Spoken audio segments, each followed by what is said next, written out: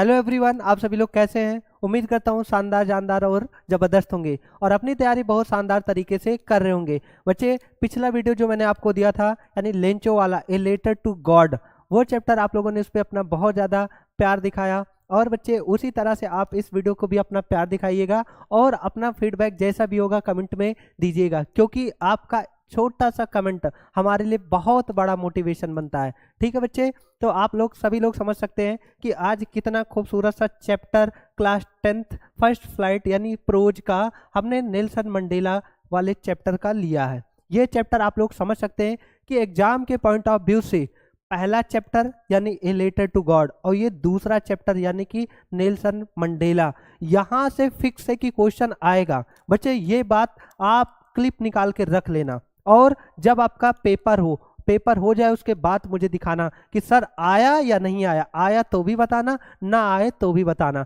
मैं डंके की चोट पे कह रहा हूं बच्चे, ये कंफर्म है कि टॉपिक पूछा ही जाता है और हर सेट में लगभग बच्चे पूछा जाता है। इस वजह से आपको रेगुलर ये क्लास पूरा कंसिस्टेंट होके पूरा जब तक मैं एंड तक ना छोड़ दूं आपको, आप पढ़ते रहिएगा, क्योंकि हो सकता है कि शॉर्ट लॉन्ग और पैराग्राफ सारा और इसमें जो ऑब्जेक्टिव होता है सारा सब कुछ इसी से फंस जाए। यानी कि ये एक चैप्टर आपका लगभग बच्चे कह सकते हैं कि 7 से 8 या किस्मत साथ दे तो 10-10 नंबर आपका कैरी करा सकता है। तो इसलिए आप वीडियो में एंड तक बने रहिएगा। ठीक है बच्चे, तो चैप्टर का क्या नाम है? Nelson Mandela long walk to freedom, a long walk to freedom. या अब देख सकते हैं बच्चे, इसमें मैंने एनसीईआरटी क्वेश्चन सहित लिए हैं। अब एनसीईआरटी कौन सी एनसीईआरटी? वैसे तो कहने के लिए सब लोग कहते हैं एनसीईआरटी क्वेश्चंस, लेकिन वो एनसीईआरटी के क्वेश्चन रहते हैं नहीं रहते पता नहीं। लेकिन बच्चे मैं आपको पूरा ये बता दूं, आप देख लीजिए पहले क्लास स्टार्ट करने के। ये देखिए बच्चे, पहला question where did the oath taking ceremony take place. उसके बाद में what ideas did Mandela set out for the future of South Africa in his speech how according to Mandela had apartheid policy affected South Africa. आप देख लीजिए ये सारे के सारे क्वेश्चन आपके राजीव वाली एनसीईआरटी बुक यानी कि जो राजीव की है, राजीव में बच्चे राजीव की बुक में जो पूछे गए हैं वही क्वेश्चंस मैंने लिए हैं, क्योंकि मुझे पता है बच्चे आप उसी से तैयारी करते हैं। आप स्कूल में वही चीज पढ़ाए गए होंगे, अब स्कूल में पढ़ाया गया कुछ और मैं आपके सामने कोई और कंटेंट लेके आ जाऊं तो फिर बच्चे प्रॉब्लम ये होगा कि आप पढ़े वहाँ की चीज़ें और यहाँ की चीज़ें बिल्कुल माइंड में खिचड़ी बन जाएगी और आपकी कुछ तैयारी अच्छे से नहीं होगी। इसलिए मैं वही कंटेंट इस टाइम ले रहा हूँ कि आपका स्कूल वाला टॉपिक ही अच्छे से रिवाइज हो जाए। ठीक है बच्चे, चलिए अब टॉपिक को स्टार्ट करते हैं बिना देरी के। हाँ चलिए बच्चे, क्या है Nelson Mandela long walk to freedom? मतलब कि ये चैप्टर लिया कहाँ से है? ये बच्चे एक बुक मंडेला जी की है जिसको लिखा गया है, यानी कि वो पूरा नाम ही है उसका लॉन्ग वॉक टू फ्रीडम। इस बुक का नाम क्या है? इनकी ऑटोबायोग्राफी है मंडेला जी की। ऑटोबायोग्राफी का नाम क्या है? लॉन्ग वॉक टू फ्रीडम, मतलब आज़ादी की एक लंबी जर्नी। आई बात समझ में बच्चे? और उन्हीं में से ये एक एक्सट्रैक्ट यानी कि एक पार्ट निकाला गया है। ठीक है बच्चे, चलिए उम्मीद करता हूँ आपको समझ में आया होगा। इसको बच्चे लिखा किसने है? नेल्सन, ये देख लो पूरा सारा बात लिखा है, Nelson Mandela long walk to freedom. यानी ऑथर इसके कौन है? नेल्सन रोलीलाला मंडेला, यानी उनका पूरा नाम क्या था? नेल्सन रोलीलाला मंडेला, ये इनका पूरा नाम था। बताओ समझ में आया कि नहीं आया? आप कहेंगे सर बिल्कुल, ये मैंने आपको समझने के लिए लिख भी दिया है। इनके बुक का नाम क्या है बच्चे? Long walk to freedom. Freedom मतलब आज़ादी, आज़ादी की एक लंबी जर्नी। आप कहेंगे सर बिल्कुल। अब ऑटोबायोग्राफी का मतलब क्या होता है? वैसे तो हमको रटा दिया जाता है कि ऑटोबायोग्राफी मतलब होता है आत्मकथा, लेकिन मैं आपको इसका पूरा निचोड़ बता रहा हूँ बच्चे। एक वर्ड है ऑटो, क्या है? ऑटो। फिर है बच्चे बायो, और इसको आप कमेंट में जरूर लिखिएगा कि सर जी हम कमेंट में इसको लिख रहे हैं, इसका मतलब है ऑटो, बायो और ग्राफी, ये 3 वर्ड है। ऑटो मतलब क्या होता है बच्चे? आप कहेंगे सर सेल्फ, मतलब खुद का। बायो मतलब होता है रूट वर्ड पे, ये सारा रूट वर्ड लेवल का मैं बता रहा हूँ। बायो मतलब होता है लाइफ और ग्राफी मतलब होता है बच्चे राइटिंग। ऑटोबायोग्राफी यानी सेल्फ की लाइफ के बारे में राइटिंग करना, खुद की जिंदगी के बारे में लिखना, खुद के बारे में लिखना, ये होता है ऑटोबायोग्राफी। एक वर्ड होता है बायोग्राफी, जब हम किसी दूसरे के बारे में लिखते हैं तो वो होता है बायोग्राफी, जब हम खुद के बारे में लिखते हैं तो वो होता है ऑटोबायोग्राफी। चलिए बच्चे इस चैप्टर को समझते हैं है क्या। इंट्रोडक्शन। अच्छा बच्चे, पहले चैप्टर स्टार्ट करने के पहले मैं बता दूं, ये जो नेल्सन मंडेला जी थे, ये थे साउथ अफ्रीका के first black president. Black president मतलब क्या होता है? आप कहेंगे सर ब्लैक प्रेसिडेंट मतलब होता है काले राष्ट्रपति। हाँ, तो क्या ये काले थे? हाँ बच्चे, ये काले थे। रीजन क्या है? आपने देखा होगा, यानी कि जब आप क्रिकेट देखते होंगे तो आपने देखा होगा कि साउथ अफ्रीकन टीम में दो तरह के लोग होते हैं। एक तो जो बिल्कुल काले काले होते हैं, और जो होते हैं या तो बिल्कुल गोरे गोरे होते हैं, यानी बिल्कुल व्हाइट मैन होते हैं। जैसे कि आप देख लो, एक खेलता है कगिसो रबाडा, वो कैसा है? आप कहेंगे सर वो ब्लैक है। और आपने देखा होगा डेविड मिलर, क्विंटन डिकॉक, बहुत सारे लोगों को, जितने लोगों का आप नाम जानते हैं कमेंट में लिखना। देखो आपका क्रिकेट का नॉलेज किस लेवल का है, जरा लिखो तो फटाफट, देखूं तो मैं, लिखो। हाँ तो बच्चे, दो तरह के लोग थे, यानी कि एक काले लोग और एक गोरे लोग। तो पहले यानी कि आज़ादी मिलने के पहले क्या था कि जो गोरे लोग थे वो काले लोगों के ऊपर बहुत अत्याचार करते थे। जैसे हमारे देश में क्या है, हमारे देश में ऐसा है कि अंग्रेज आए थे, बाहर के लोग आए थे, और हम उनकी गुलामी की जंजीरों में जकड़े हुए थे। बट ये जो चैप्टर है इसमें क्या बताया गया है कि उनके स्वयं के ही देश में, यानी कि वो खुद के देश के लोगों के द्वारा ही सताए जा रहे थे काले लोग। काले लोगों के ऊपर कौन अत्याचार कर रहे थे? गोरे लोग कर रहे थे। उनको खूब कोड़े मारते, उनसे खूब गुलामी करते, खूब सारा काम करवाते थे, और उसके बाद उनको कोई भी राइट्स, ह्यूमन राइट्स नहीं मिले थे, यानी कोई भी मानवाधिकार वहाँ पे उनको नहीं मिले हुए थे। जितनी फैसिलिटीज, जितने अधिकार व्हाइट लोगों को मिले थे, और उसके बदले, उसके अपेक्षा ब्लैक लोगों को वहाँ पे कुछ नहीं मिलता था। आई बात समझ में? तो इसके खिलाफ कुछ लोगों ने आवाज उठाई। जैसे हमारे यहाँ क्या होता है, आप सभी लोग जानते हैं कि सबसे बड़ा नेशनल हीरो किसको माना जाता है? महात्मा गांधी को। और भी बड़े बड़े कई सारे नेशनल हीरोज हैं, उनके यहाँ पे महात्मा गांधी की जितना वैल्यू किसको दी जाती है? आप कहेंगे सर नेल्सन मंडेला को दी जाती है। तो ये चैप्टर स्टार्ट करने से पहले मैंने आपको एक छोटा सा मोटा मोटा थीम बता दिया कि ये किस पे बेसिस है। तो हुआ ये बच्चे कि जब ऐसा बहुत हुआ, बहुत लड़ाई हुई, तो लोगों ने कहा यार हो जाते, बहुत हो गया, बहुत अत्याचार हमने सह लिया, अब हम इसके खिलाफ एक जंग लड़ते हैं। ब्लैक लोगों ने, तो कुछ फ्रीडम फाइटर्स थे, उसके बाद मंडेला जी थे, इन्होंने भी अपनी जिंदगी के 30 साल जेल में बिताए, और उसके बाद बोले चाहे कुछ भी हो जाए, मैं हार नहीं मानने वाला, मैं तो लड़ूंगा। और उसके साथ साथ जब जंग इन लोगों ने जीती, यानी ब्लैक लोगों ने जब जंग जीती, इनको आज़ादी मिली, तब ये वहाँ के क्या बने? फर्स्ट ब्लैक प्रेसिडेंट बने। आई बात समझ में? यानी पहले काले राष्ट्रपति बने। बताओ इतनी बात समझ में आई?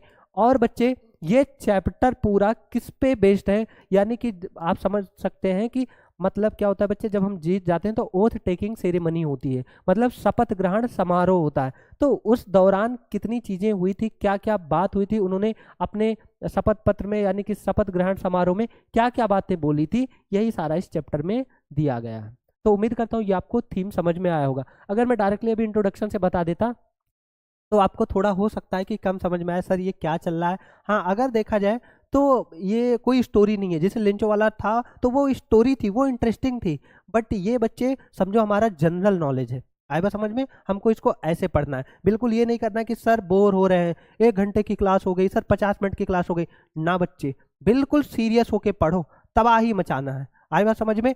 यार जो बोरिंग चैप्टर हो क्या उसको छोड़ दिया जाए? आप कहेंगे सर बिल्कुल नहीं, हमें इसमें जानने को मिलेगा अच्छी अच्छी बातें, जीके से रिलेटेड, स्टोरी में हमको क्या जानने को मिलता है। ठीक है बच्चे, चलिए इंट्रोडक्शन चैप्टर का वैसे तो मैंने दे दिया है, फिर भी देख लेते हैं। This chapter is an extract. Extract मतलब होता है कुछ हिस्सा काट के निकालना। Extract from Nelson Mandela's autobiography, यानी कि ये चैप्टर किसका एक्सट्रैक्ट है? नेल्सन मंडेला जी की ऑटोबायोग्राफी का एक एक्सट्रैक्ट है। लॉन्ग वॉक टू फ्रीडम, इनके बुक का क्या नाम है? Long walk to freedom. ये चैप्टर उसका क्या है? एक एक्सट्रैक्ट है। एक्सट्रैक्ट मतलब काटा हुआ हिस्सा। It tells about Mandela's journey from childhood to becoming South Africa's first black president, यानी कि ये हमें, यानी लॉन्ग वॉक टू फ्रीडम, ये जो बुक है ये किससे रिलेटेड है? मंडेला की जर्नी के बारे में, यानी मंडेला के बचपन से लेकर, यानी उन्होंने कैसे कैसे देखा था कि काले लोगों पे कैसे अत्याचार होता है, 30 साल उनको जेल में रखा गया, ये सारी बातें। ठीक है बच्चे, बताओ समझ में आया कि नहीं? आप कहेंगे सर बिल्कुल।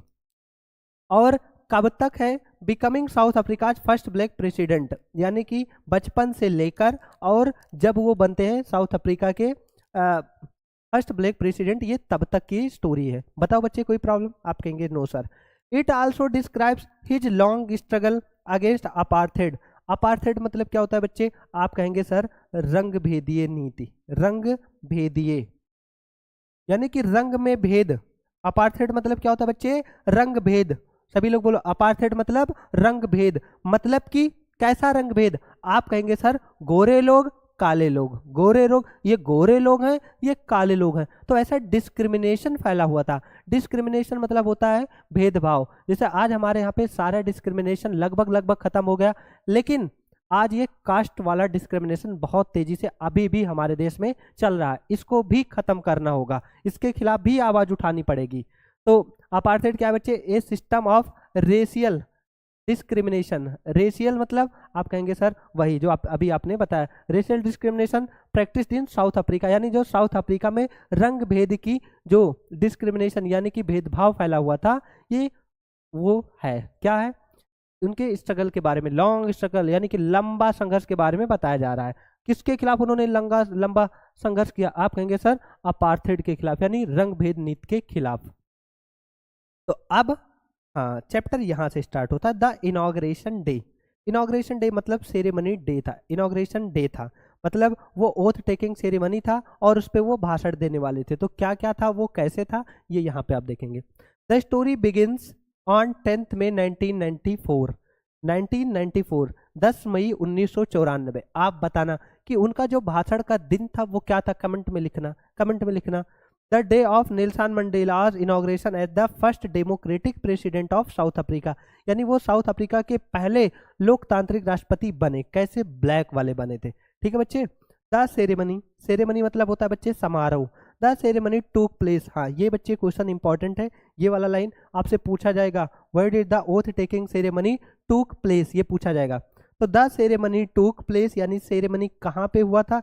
इन द यूनियन बिल्डिंग्स। कहाँ पे होता बच्चे? Union building. कौन से शहर में हुआ था? प्रिटोरिया में हुआ था। सभी लोग बताना यहाँ तक की क्या बात क्लियर है? आप कहेंगे सर बिल्कुल क्लियर है। Leaders and representatives from more than 140 countries had come to honour this historic event. मतलब वहां पे क्या कह रहा कि लगभग 140 देशों के रिप्रेजेंटेटिव और लीडर्स आए हुए थे, मतलब नेता लोग आए हुए थे 140 कंट्रीज के। तो सोचो ये साउथ अफ्रीका के लिए कितने गर्व की बात रही होगी। आप कहेंगे सर बहुत। फिर क्या है?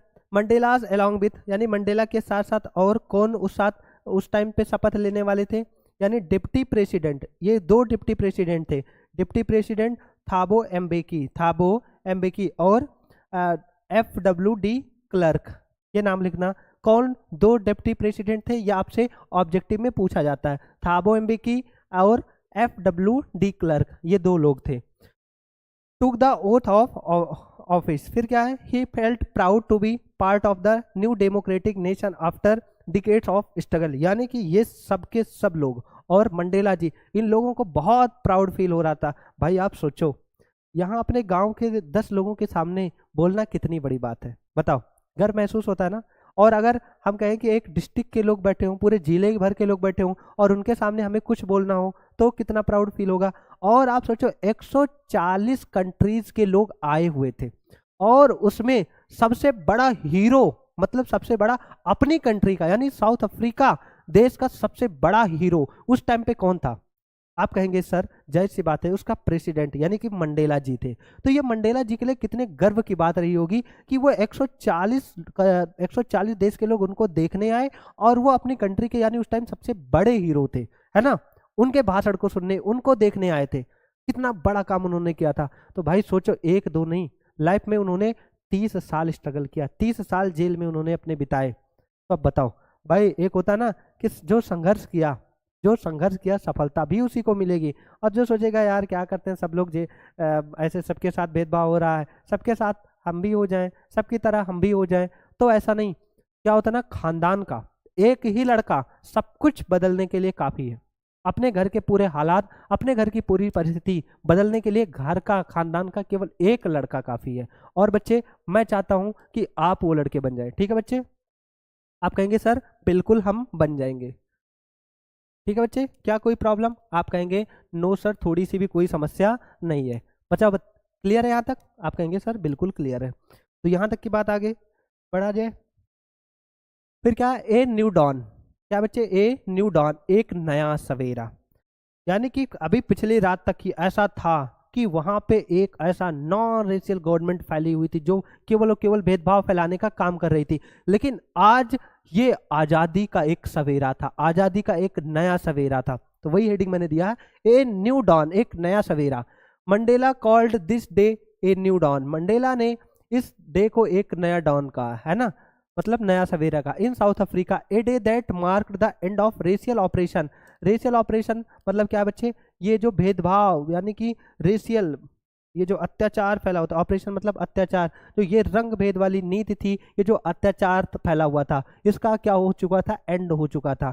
ही remembered all those people who सेक्रीफाइड their lives for freedom and equality. यानी वो उन लोगों को याद करते हैं, उन लोगों को याद करते हैं। किसको याद करते हैं? भाई उन्होंने अकेले तो जंग लड़ी नहीं थी, उनके साथ और उनके पहले और भी कई फ्रीडम फाइटर्स थे जिन्होंने इस पूरे सिस्टम के खिलाफ जिन्होंने लड़ाई करी। बहुत सारे लोग ऐसे फ्रीडम फाइटर्स थे, तो वो उन सभी को थैंक कहते हैं। मंडेला सभी को थैंक्स कहते हैं, लेकिन उनको थोड़ी बहुत इस बात पे रिग्रेट भी होती है, थोड़ा बहुत उनको पछतावा भी होता है कि यार आज मैं उनको इनडायरेक्टली चाहे जैसे थैंक यू कह लूँ, बट आज वो मेरे सामने नहीं है, मैं बता नहीं सकता कि मैं उनका कितना ज़्यादा थैंकफुल हूँ। मुझे इस बात पे पछतावा हो रहा है कि मैं अपने उन महावीरों को मैं थैंक्स नहीं कह पा रहा हूँ, उनको डायरेक्टली थैंक्स नहीं कह पा रहा हूँ, फिर भी वो उनको याद करके मनी मन उनको क्या करते हैं? थैंक्स बोलते हैं। ठीक है बच्चे, आगे he said that the new government was based on justice. वो कह रहे हैं कि जो अब नई गवर्नमेंट है वो कैसी होगी, किस पे बेस्ड होगी? जस्टिस। जस्टिस मतलब क्या होता है? आप कहेंगे सर न्याय। पीस मतलब क्या होता है बच्चे? शांति। एंड ह्यूमन डिग्निटी, डिग्निटी मतलब होता है बच्चे गरिमा, यानी कि मानव गरिमा पे बेस्ड होगी, शांति पे बेस्ड होगी, न्याय पे बेस्ड होगी। मतलब अब नई सरकार में ये कभी ऐसा दोबारा ऐसा कोई सवेरा नहीं आएगा, ऐसा कोई दिन नहीं आएगा जब यहाँ रंग के बेसिस पे, कास्ट के बेसिस पे, यानी कोई किसी के ऊपर अत्याचार करे, ऐसा कभी भी साउथ अफ्रीका में नहीं होगा। बताओ क्या यहाँ तक की बात क्लियर है? आप कहेंगे सर बिल्कुल, मजा आ रहा है। फिर क्या है? Apartheid and its impact. Apartheid मतलब वही चीज बच्चे, रंग भेदीय नीति। इस चैप्टर में बार बार यही चीज है, रंग भेदीय नीति। Apartheid and its impact. Impact मतलब क्या होता है बच्चे? प्रभाव। रंग भेद नीति क्या थी और उसके क्या प्रभाव? Mandela explains that South Africa had suffered from apartheid, a system where people were divided based on colour. Mandela explain करते हैं इस बात को चैप्टर में कि साउथ अफ्रीका किस बात से पीड़ित था, किस बात से जूझ रहा था। आप कहेंगे सर अपार्थेड, ये एक ऐसा सिस्टम था जहां पे लोग कलर के बेसिस पे यानी रंग के आधार पे वो क्या थे? बिल्कुल डिवाइड थे, बिल्कुल बटे हुए थे, केवल रंग के आधार पे। The white people enjoyed all rights. यानी कि अभी मैंने आपको स्टार्टिंग में बताया था, यानी जो गोरे लोग थे वो इंजॉय कर रहे थे, यानी उनको सारे और सारे राइट्स मतलब होता है अधिकार उनको मिल रहे थे, कंट्री में उनको सारे अधिकार मिल रहे थे। वाइल जबकि the black people faced discrimination and humiliation. Humiliation मतलब होता है बच्चे अपमान। ह्यूमिलेशन मतलब क्या होता है? आप कहेंगे सर अपमान।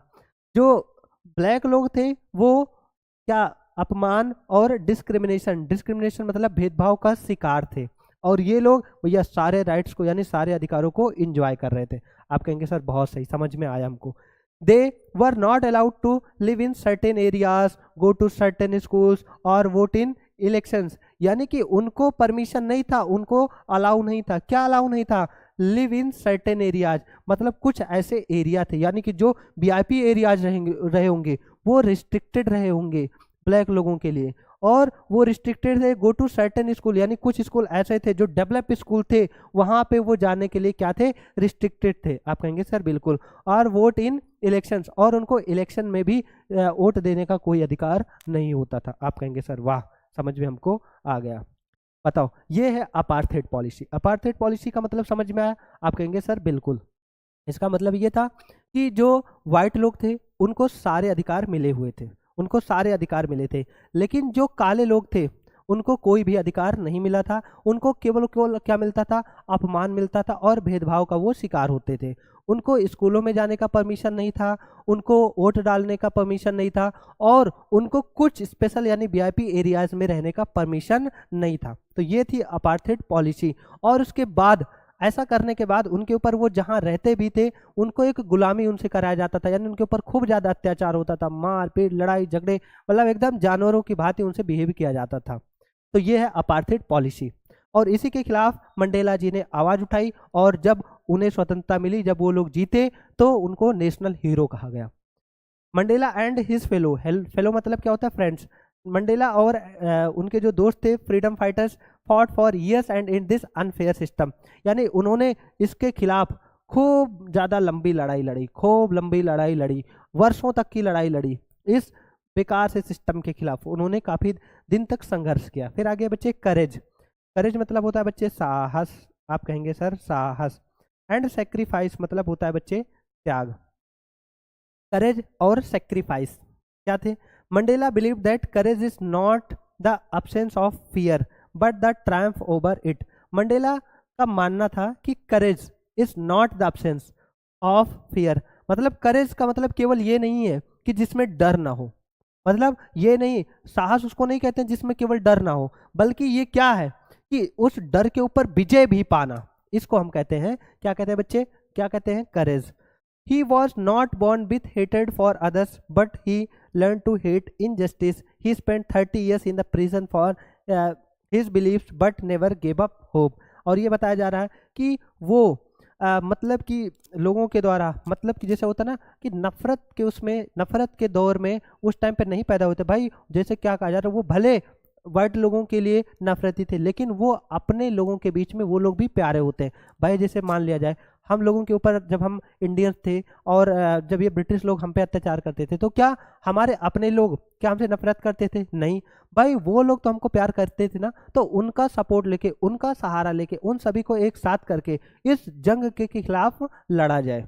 तो ऐसा उन लोगों ने किया और उसके बाद उन्होंने लगभग 30 साल बिताए। कहाँ बिताए 30 साल? आप कहेंगे सर उन्होंने जेल में बिताए और कभी भी गेव अप होप, और कभी भी उन्होंने उम्मीद नहीं छोड़ी। 30 साल भले जेल में बिताए, इतने टाइम पे कोई कितना भी बड़ा यहाँ हीरो बनता हो ना, बहुत स्टेटस लंबे चौड़े हमारे यहाँ के लोग लगाते हैं, इंडिया के लोग, हमारे गांव के बच्चे, हमारे आसपास के बच्चे, लेकिन एक छोटा सा कोई वो हो जाए, छोटा सा उनके ऊपर थोड़ा सा अत्याचार कर दिया जाए, मार दिया जाए, पीट जाए, बस उनकी सारी हीरोगिरी गायब हो जाती है। चले आगे बढ़े, फिर क्या है? He said that true freedom means not only freeing your self. कह रहा है कि सच्ची आज़ादी का मतलब केवल ये नहीं है कि तुम्हारा खुद का आज़ाद होना, आल्सो फ्रीइंग अदर्स, यानी और लोगों को भी आज़ाद कराना, और भी लोगों को आज़ाद कराना। ठीक है, समझ में आया कि नहीं है? आप कहेंगे सर बिल्कुल, बहुत अच्छे तरीके से समझ में आ गया। चलिए आगे। To types of obligations, to types of obligation, यानी कि अब यहाँ पे ये बताया गया है वो कैसे अपने ऊपर प्राउड फील करते हैं। होता ये है, वो कह रहे हैं कि ये जो हमारे टाइम पे ये सब बुक में लिखा गया है, वो ये बता रहे हैं कि एक टाइम था जो लोग मुझे घसीट के जेल में लेके जाते थे, जो जनरल, जो पुलिस ऑफिसर्स और जितने ये ऑफिसर लोग थे, ये जब मुझे घसीट के जेल में लेके जाते थे, आज यही लोग मुझे सल्यूट करने आए हैं, तो मुझे क्या हो रहा है, खुद पे बहुत ज़्यादा प्राउड फील हो रहा है। आई बात समझ में? कहेंगे सर बिल्कुल, इसमें कौन सी बड़ी बात है। अब इन्होंने कहा there are two types of obligation, यानी कि दो तरह के कर्तव्य हैं। ऑब्लिगेशन मतलब होता है बच्चे कर्तव्य, यानी कि केवल ये नहीं है कि बस आए, अपना काम किया, पढ़ाई लिखाई की, जॉब किया और उसके बाद में शादी की और उसके बाद बच्चे हुए और उसके बाद सारा अपना सब कुछ किया, कहानी खत्म। ऐसा नहीं है, कह रहे हैं दो तरह के कर्तव्य हैं। एक कर्तव्य तो हमारा ये है, हमारे फैमिली, हमारा परिवार, और फिर उसके बाद जो हमारा सेकंड ऑब्लिगेशन है वो हमारी कंट्री है, यानी हमारी कंट्री को भी हमारे ऑब्लिगेशन में प्रायोरिटी देनी चाहिए। ये किसका मानना है? मंडेला जी का मानना है। तो Mandela speaks about two obligation that every person has obligation to family and community. कह रहे हैं कि हर इंसान के दो तरह कर्तव्य होते हैं। पहली क्या होता है? फैमिली, यानी अपना परिवार, कम्युनिटी मतलब अपने समुदाय के लोग, अपने परिवार के लोग, और कह रहे हैं सेकंड जो ऑब्लिगेशन है वो किसके लिए है? कंट्री के लिए और देश के लोगों के लिए। ड्यूरिंग अपार्थाइड अपार्थेड के दौरान, हाँ बच्चे ये वाला क्वेश्चन पढ़ लेना, ये आएगा भी आपसे क्वेश्चन में पूछेगा। During apartheid it was impossible for black people to fulfil both as they had to choose between family life and the struggle for freedom. कह रहे हैं अपार्थेड के दौरान, यानी कि जब ये अपार्थेड सिस्टम फैला हुआ था तो ऐसा कर पाना लोगों के लिए इम्पॉसिबल था, यानी ये दोनों ही कर्तव्य निभाने असंभव थे। समझ में आया? कहेंगे सर बिल्कुल। फिर क्या है? मंडेलाज रियलाइजेशन, यानी मंडेला का रियलाइजेशन क्या है? He realise that his desire of freedom grew up for being restricted in every aspect of life. He wanted his children and future generation to live with equal rights and dignity without fear of racial discrimination. मतलब उनका ये था कि उनका ही realise, उन्होंने महसूस किया that his desire for freedom, कि जो उनकी इच्छा है आज़ादी के लिए, जो उनकी इच्छा है, grieve from being restricted in every aspect of life, यानी उन्होंने जब देखा कि जिंदगी के हर मोमेंट पे उन लोगों को रिस्ट्रिक्शन ही मिल रहा है, रिस्ट्रिक्शन मतलब निषेध ही मिल रहा है, मनाही में ही मिल रही है कि आप ऐसा नहीं कर सकते, आप ब्लैक लोग हैं, ये नहीं कर सकते, वो नहीं कर सकते। तो उन्होंने कहा he wanted he children and future generation to live with equal rights, यानी वो चाहते थे अपने परिवार और अपने फ्यूचर जनरेशन के लोगों को, यानी कि वो चाहते थे उनके बच्चे कैसे सभी समान राइट्स यानी समान अधिकार सबको मिले, एंड डिग्निटी और गरिमा मिले, without fear of racial discrimination, बिना डर के या बिना रेशियल डिस्क्रिमिनेशन के। रेशियल डिस्क्रिमिनेशन क्या है कमेंट में लिखिएगा, मैं आपको कई बार बता चुका हूँ। फिर क्या बच्चे? Conclusion. Mandela's story teach us about sacrifice, equality, forgiveness and freedom. He proved that hatred can be defeated by love and unity. Mandela की जो स्टोरी है वो हमें ये सिखाती है सेक्रीफाइस के बारे में, यानी त्याग के बारे में, समानता के बारे में सिखाती है, फॉरगिवनेस और माफ़ी के बारे में। यानी कि उन्होंने जब उनको आज़ादी मिली तो ये नहीं था कि अब ये लोग ब्लैक लोग अब आज़ाद हो गए, अब वाइट लोगों के ऊपर अत्याचार करें, ऐसा नहीं है। वो कह रहे हैं यार हम माफ़ कर रहे हैं, जैसा था जो भी था वो हमारी किस्मत थी, अब हम किसी के ऊपर कोई अत्याचार नहीं करेंगे, अब हम सब लोग मिलजुल के रहेंगे। तो उनका ये मानना था। फिर क्या है? ही प्रूव दैट हेटेड can be defeated by love and unity. बहुत अच्छी लाइन है। उन्होंने इस बात को प्रूव किया कि जो ये नफरत है, नफरत को किससे हराया जा सकता है? लव से, यानी प्यार से और एकता से। The chapter ends with hope for a future full of peace and equality for all south Africans. यानी कह रहा है ये चैप्टर किस पे एंड होता है कि होप फॉर ये फ्यूचर फुल ऑफ पीस, यानी कि जो साउथ अफ्रीका का फ्यूचर है वो किससे भरा होगा? समानता से भरा होगा और वो शांति से भरा होगा। आएगा समझ में? तो उम्मीद करता हूँ ये चैप्टर आपको मोटा मोटा समझ में आया होगा। और इसके अलावा इन्होंने कहा कि जो देश का धन है, जो देश का धन है वो कोई मिनरल्स नहीं है, वो कोई जेम्स नहीं है, है ना, कोई हीरे जवाहरात नहीं है। जो देश का असली धन है वो कौन है? आप कहेंगे सर देश का जो असली धन है वो उसके ईमानदार और सच्चे नागरिक हैं। ये सब क्वेश्चन में आपको देखने को मिला। भाई ये हमने लिखा है, एक छोटी छोटी शॉर्ट स्टोरी हमने लिखा है, लेकिन इसके अलावा भी कुछ चीज़ें जो मैं आपको ओरल बता रहा हूँ आप इसको सुनते रहिएगा, क्वेश्चन में इनकी हेल्प पड़ेगी। आप कहेंगे सर बिल्कुल। Important quotes, courage is not the absence of fear but the Triumph over it. बहुत अच्छी लाइन है। Courage is not the absence of fear but the Triumph over it. ये चैप्टर में अभी हमने थोड़ी देर पहले आपको बताया था। इस लाइन को बच्चे आप चाहें तो अपने कॉपी में भी कहीं लिख सकते हैं, अपने व्हाट्सएप के बायो में लिख सकते हैं, इंस्टाग्राम के बायो पे लिख सकते हैं। बहुत अच्छा कोट है। The oppressor and the oppressed alike are robbed for their humanity, I was not born with a hunger to be free. ये कोट से भाई, कोट ये आपके लिए पढ़ना और इसका मतलब अच्छे से समझने की कोशिश करिएगा, ठीक है? क्योंकि कोट आप होता ना कि केवल हिंदी में पढ़ते हैं, हिंदी में समझते हैं। भाई इंग्लिश में थोड़ा बहुत अपनी तरफ से समझने की कोशिश क्या करो। समझो, चलो मैं आपको होमवर्क दे रहा हूँ, ठीक है बच्चे? कहेंगे सर बिल्कुल। चलिए बच्चे, तो हमने ये सारा पढ़ लिया। अब बच्चे इस चैप्टर में हमें बहुत ज़्यादा और गाथा पढ़ने की ज़रूरत नहीं है कि क्या था, ये ऐसा था, ये वैसा था और क्या क्या था। बस बच्चे हमें उतना पढ़ना है। हमने पढ़ा कि ये रेशियल डिस्क्रिमिनेशन था, डिस्क्रिमिनेशन क्या था, और उसके बाद अपार्थेड पॉलिसी क्या थी, और कौन किसके ऊपर अत्याचार कर रहा था, और उन्होंने अपने भाषण में क्या क्या कहा। और वो अपने जब भाषण देने जा रहे थे तो वो अपनी बेटी जिनानी के साथ में थे। वो कैसा ऑटम डे था, पतझड़ का दिन था, आई बात समझ में? और कब का डेट था? 1994 था, 10th में, है ना? तो ये सारी चीज़ें आपको बस याद रखना है, बहुत ज़्यादा गाथा पढ़ने की ज़रूरत नहीं है। चले बच्चे, क्या where did the oath taking ceremony take place, यानी कि शपथ ग्रहण समारोह कहाँ हुआ? आप कहेंगे sir the ceremony took place in the lovely sandstone amphitheatre form by the Union Buildings in Pretoria. The ceremony took place in the lovely sandstone amphitheatre formed by the Union Buildings in Pretoria में हुआ था। ये चीज मैंने आपको पहले ही समझाया। आगे, what ideals did Mandela set out for the future of South Africa in his speech, यानी उन्होंने अपने स्पीच में साउथ अफ्रीका के फ्यूचर के बारे में क्या आदर्श रखे थे। व्हाट आइडियल्स, क्या आदर्श रखे थे। तो Mandela set out ideals for the future of South Africa as he had deep feeling for his country and countryman. उन्होंने कहा कि मेरी बहुत गहरी भावना है अपने देश तथा देशवासियों के लिए, मेरी बहुत गहरी भावना। ही प्लेस्ड, उन्होंने शपथ खाई, टू लिबरेट यानी कि आज़ाद रखने के लिए, ऑल द पीपल यानी कि सभी लोगों को, फ्रॉम पॉवर्टी यानी कि गरीबी से, डिप्रीवेशन एंड डिस्क्रिमिनेशन यानी कि ये भेदभाव, गरीबी है ना, और फिर नस्लीय भेदभाव, इन सभी चीज़ों से मैं हमेशा अपने देश को आज़ाद रखने की शपथ लेता हूँ। आई बात समझ में? आप कहेंगे सर बिल्कुल, क्वेश्चन इंपॉर्टेंट है बच्चे। How according to Mandela had apartheid policy affected South Africa. According to Mandela, Mandela के अनुसार apartheid policy had South Africa deeply, South Africa को कैसे प्रभावित किया। आप कहेंगे सर बहुत गंभीरता से। It had created deep and lasting wound. Deep मतलब होता है भाई जो अपार्थेड पॉलिसी था, ये बहुत, इसने बहुत गहरा जख्म दिया। डीप मतलब गहरा, वुंड मतलब होता है जख्म या घाव, और लास्टिंग मतलब होता है, लास्टिंग मतलब होता है टिकाऊ। क्या होता है बच्चे? टिकाऊ घाव दिया, जो कि जल्दी खत्म नहीं होने वाला। फिर भी ये कहते हैं it will take a long time, it will take a long time, ये लंबा समय लेगा। क्या? टू हील दिस वुंड, यानी कि इस वुंड को भरने में लंबा समय लगेगा। तो यही क्वेश्चन में पूछा गया था कि मंडेला के अकॉर्डिंग साउथ अफ्रीका पर अपार्थेड पॉलिसी ने कैसे प्रभाव डाला। क्लियर? कहेंगे सर बिल्कुल। What according to Mandela is true freedom. हाँ, मंडेला के अनुसार सच्ची आज़ादी क्या है। तो उन्होंने कहा था कि केवल इसका मतलब ये नहीं है कि, क्या नहीं है बताओ, उन्होंने क्या कहा था कि इसका मतलब है, सच्ची आज़ादी का मतलब केवल ये नहीं है कि हमें खुद का आज़ाद होना, बल्कि हमारे साथ साथ लोगों को भी आज़ाद कराना। यही चीज़ उनका मेन था। और उसके बाद में एक डर वाला था, अभी जो मैंने कोर्ट में पढ़ा था।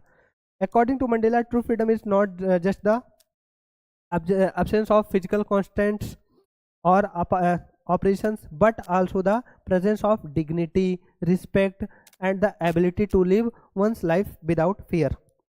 वही चीज़ बच्चे जो मैंने अभी आपको थोड़ी देर पहले पढ़ा था।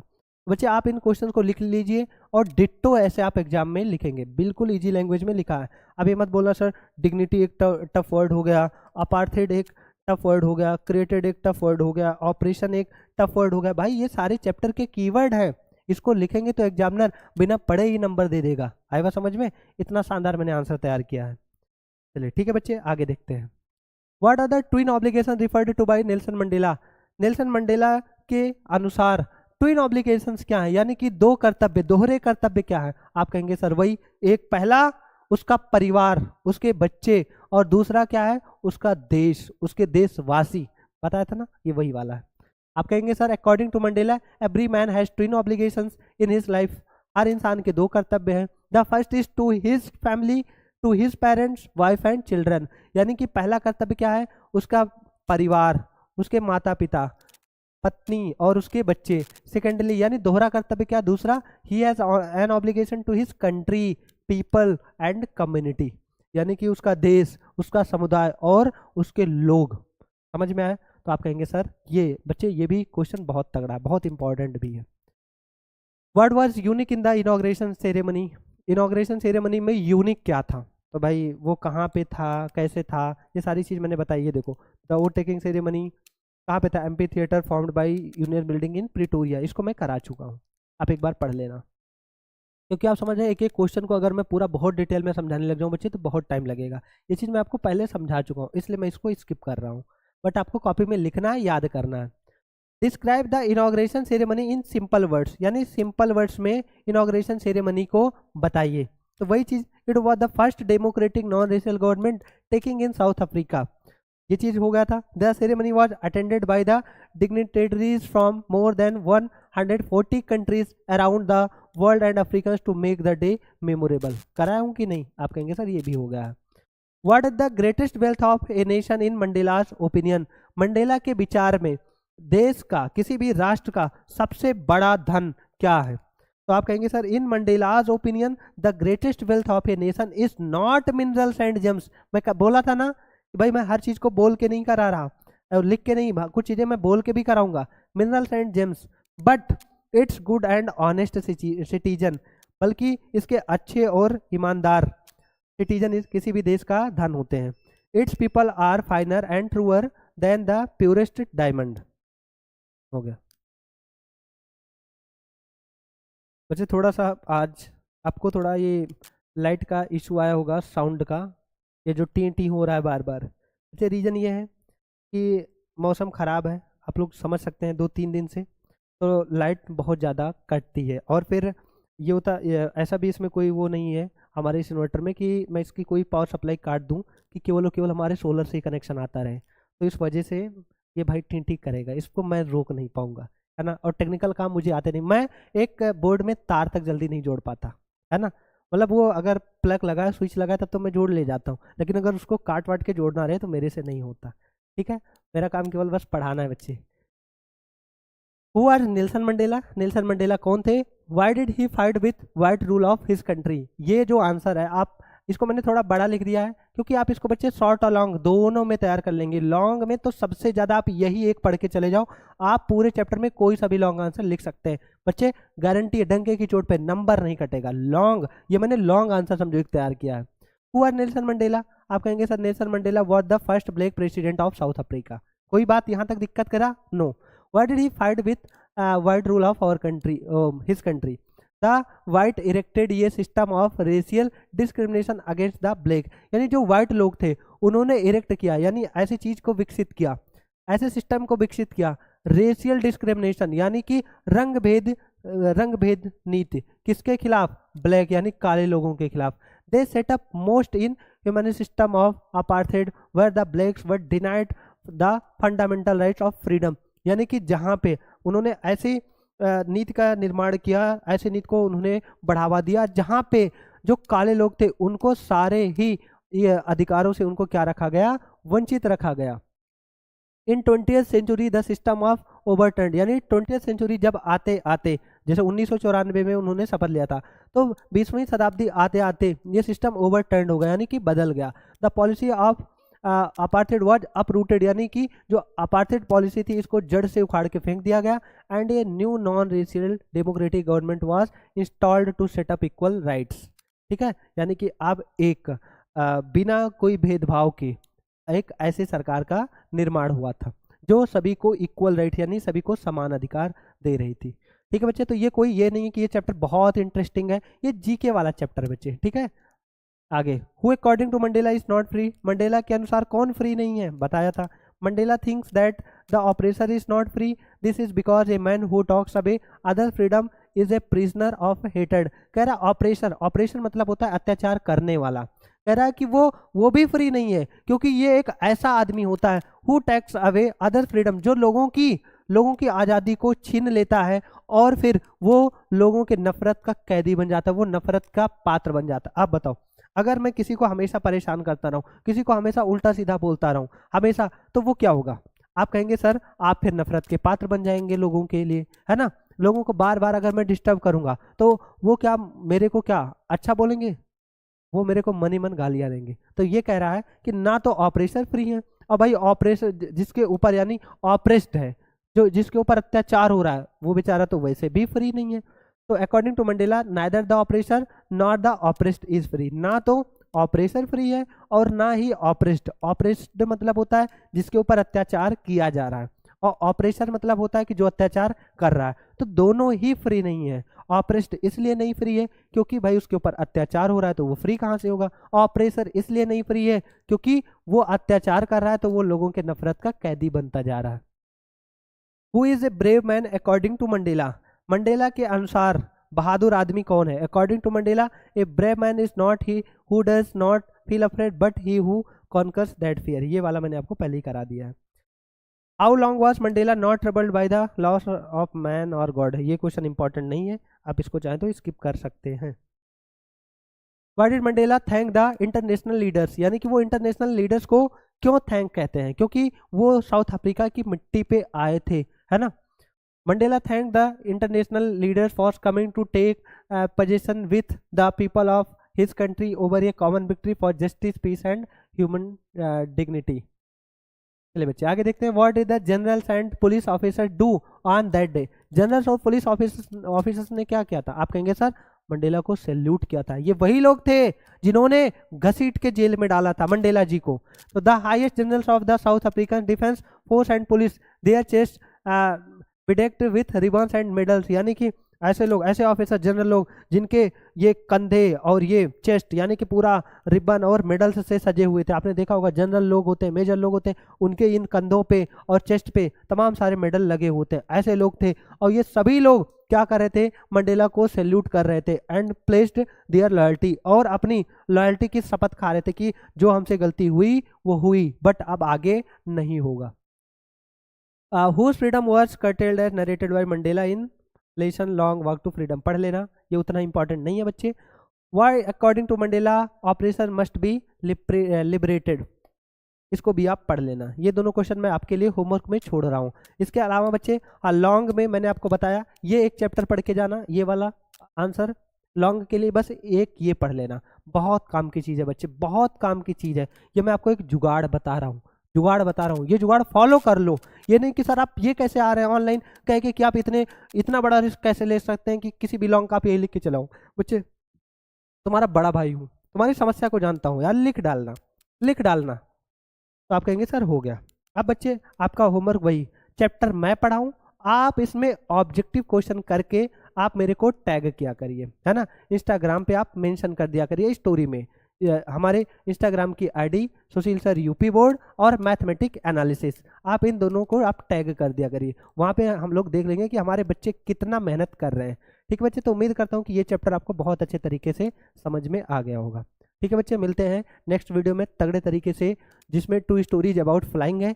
अच्छा, ग्रामर के कौन कौन से टॉपिक चाहिए मैं अपने हिसाब से तो पढ़ाता रहूँगा, बट आप अपने हिसाब से जो कमेंट में आपको जिस टॉपिक की नीड हो, ये नहीं कि एग्जाम ओरिएंटेड ही, एग्जाम ओरिएंटेड तो पढ़ाऊंगा ही, प्लस कुछ टॉपिक ऐसे होते हैं जो हमारे इंग्लिश को स्ट्रॉन्ग करने के लिए ज़रूरी हैं। तो अगर आपको ऐसे किसी भी इंडिविजुअल टॉपिक की रिक्वायरमेंट है तो आप मेरे को बच्चे कमेंट करना, मैं सभी का कमेंट देखता हूँ। ठीक है बच्चे, मिलते हैं हम नेक्स्ट वीडियो में।